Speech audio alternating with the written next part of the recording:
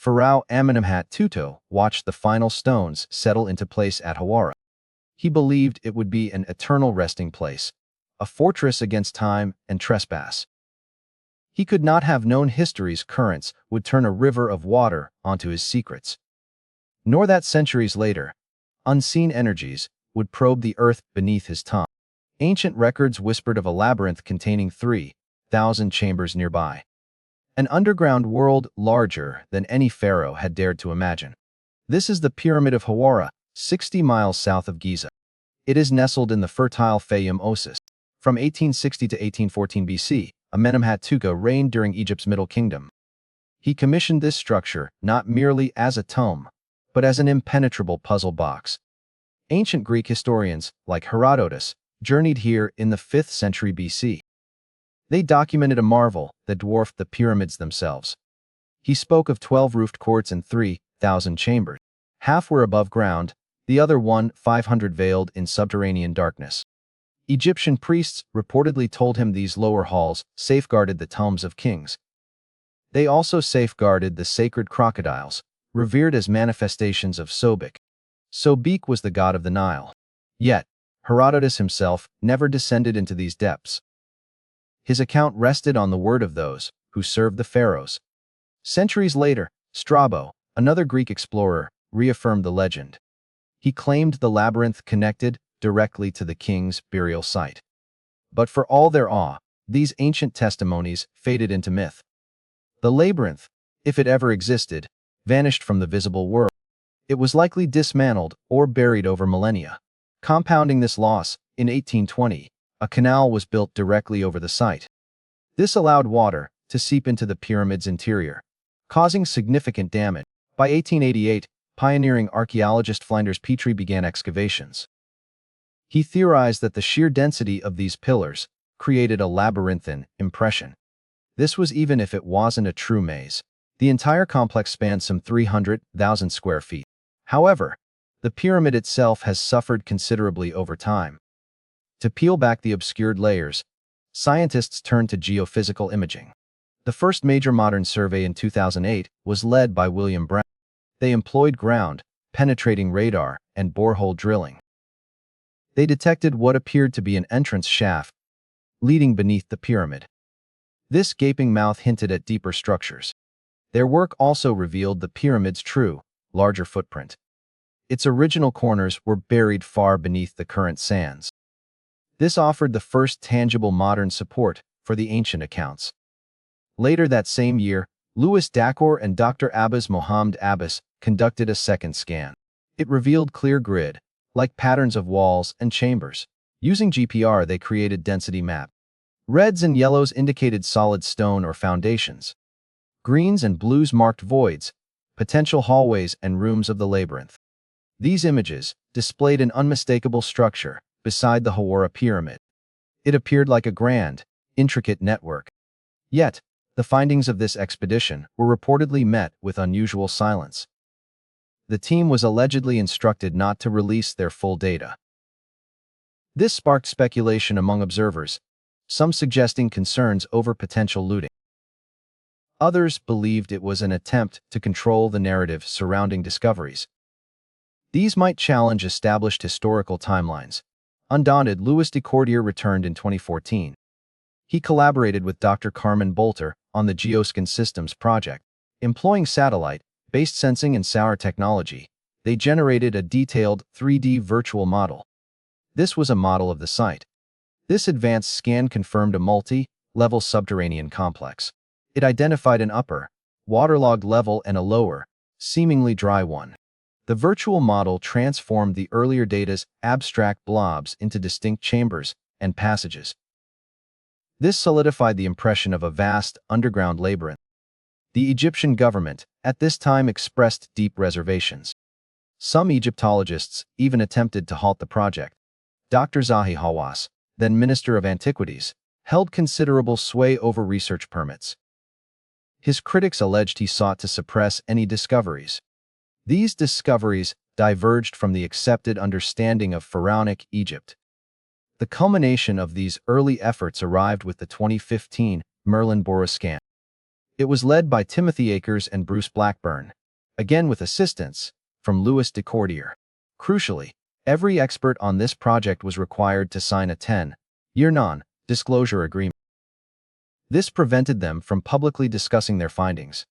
Such legal strictures are virtually unheard of in archaeology. Whispers spread of the Merlin-Bora scans, detecting a 40-meter metallic object.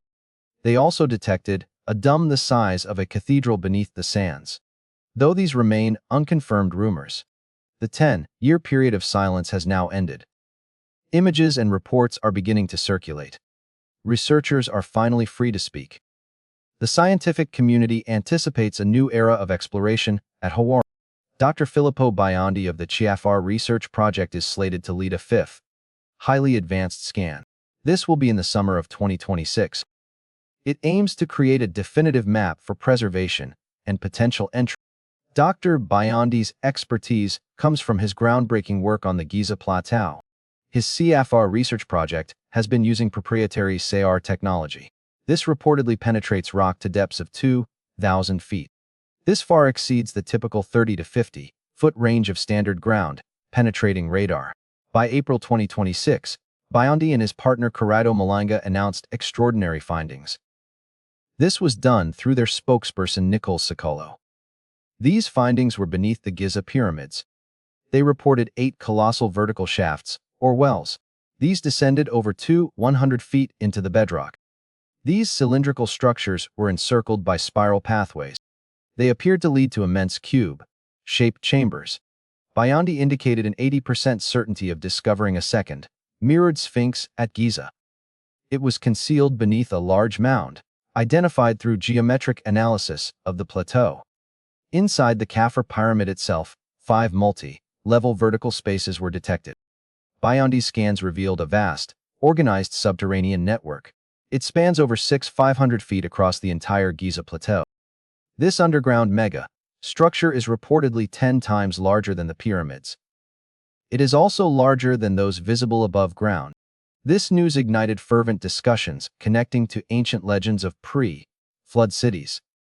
It also mentioned lost labyrinths and knowledge repositories. These repositories predated known Egyptian civilization. These findings met with skepticism from official channels. As before, Dr. Hawass, represented by a high priest, dismissed them as unfounded. However, Biondi's team, via ancient scribes, operated primarily using satellite data. This circumvents the need for ground-level permits. The profound question remains, was this colossal underground system constructed by Egyptians? Or did they build their iconic pyramids atop older, perhaps unknown civilization structures? Abundant archaeological evidence confirms Egyptians built the pyramids around 400-500 years ago. However, the possibility exists that these deeper structures predate pharaonic Egypt. This could be by thousands, even tens of thousands of years. The sheer scale of these anomalies has led some to invoke the legendary Halls of Amenti. This is an esoteric concept from Egyptian mythology. It is described as an interdimensional bridge or repository of cosmic knowledge. This knowledge was purportedly accessible through Giza. The Halls of Amenti share conceptual overlaps with the myth of the Hall of Records. This is believed to be a physical place beneath the Great Sphinx. It was built by Atlantean refugees over 10,000 years ago to safeguard ancient wisdom. Some archaeologists have long proposed the Sphinx itself is far older than the pyramids. It potentially serves as a guardian for such a hidden library. Yet, skepticism persists within the scientific community. Professor Lawrence Conyers, represented by an ancient scholar, has raised concerns regarding SAR technology limitations. He questioned its ability to precisely map features 2,000 feet deep. Critics suggest the mention of mythical halls inflate surface-level anomalies. This could be an attempt to inflate their significance. Conyers proposes a more grounded alternative. Egyptians may have constructed pyramids over existing natural cave systems. This is much like the Mayans in Mexico. They regarded such subterranean spaces as sacred portals to the underworld. In this context, ancient Egyptian beliefs in passages to a spiritual realm could align with natural geological formations. Perhaps these were even seen as gateways that needed sealing or monumentalizing. The true nature of these deep shafts and chambers will remain a profound enigma until direct excavation can be undertaken. Beyond the sands of Egypt, the power of advanced scanning technology is reshaping our understanding. It is revealing other ancient mysteries. In eastern Turkey, the Noah's Ark scan group believes they found tangible evidence. This evidence relates to one of humanity's oldest stories. It is located in the mountainous terrain. On Mount Ararat, the Darupanar Formation is a natural geological feature. It uncannily resembles a massive, ancient vessel. Its dimensions are approximately 416 feet long, 85 feet wide, and 52 feet tall. These align with the biblical description of Noah's Ark. New ground, penetrating radar scans, have begun probing this striking formation. These were conducted by the team. Andrew Jones reported angular structures 20 feet below the surface. He is the study's leader. He interprets these as the Ark's compartments. GPR images show distinct layers, possibly representing decks. They also show a 30-foot tunnel, potentially the ship's main corridor. William Crabtree's soil analysis revealed double organic matter levels. This was compared to the surrounding ground. It is consistent with wooden decomposition over millennia. Vegetation on the formation shows subtle differences. This suggests human influence on soil composition. These findings strongly suggest a large wooden presence in the past. However, 4,000 years have passed. No physical ark fragments have yet been recovered. Definitive proof depends on successful excavation. This challenge is being prepared with Turkish universities. Meanwhile, another ancient secret has been brought to light. It is nestled in medieval Germany. At Lichtenau Fortress, archaeologists uncovered a previously unknown vault. This stronghold has stood since 1321. The vault was buried for 700 years. The purpose of this subterranean chamber remains unknown, but it reflects a widespread medieval European practice. Underground rooms were essential for food and wine storage. They also provided stable temperatures for artisans. Between 1350 and 1550, Germany was plagued by severe conflicts. Feudal lords fought during this turbulent period. Such underground spaces offered refuge. These covert wars saw nobles pillage and burn properties. Local religious leaders often tacitly approved. Peasants faced devastating risks in these contested lands. This inspired them to dig vaults and camps to escape violence. Historian Tristan Sharp's research highlights a stark example. The Archbishop of Cologne ravaged the town of Sois. This compelled villagers to seek shelter underground.